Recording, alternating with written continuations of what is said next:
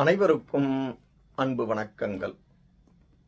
இன்றைய இறையமுதத்திலே நாம் பார்க்க இருப்பது சிவபஞ்சாட்சர ஸ்தோத்திரத்தின் 3வது ஸ்லோகத்தை. வாருங்கள். சிவாய கௌரி வதனாப்ஜ விருந்த சூர்யாய தக்ஷாத்வரநாசகாய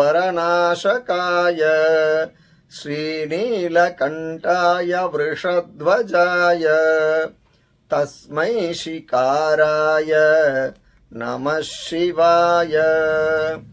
சிவாய கௌரி வதனாப்ஜ பிருந்த சூர்யாய தக்ஷாத்வரநாசகாய ஸ்ரீநீலகண்டாய விருஷத்வஜாய தஸ்மை சிகாராய நமः சிவாய.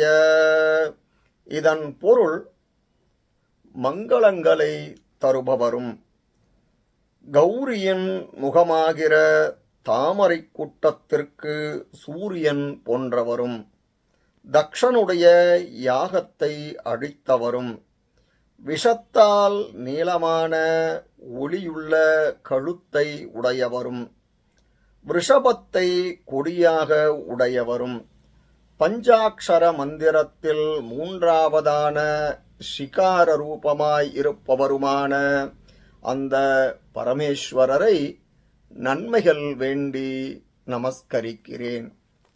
இதன் தொடர்ச்சியை அடுத்த பதிவிலே பார்ப்போம்.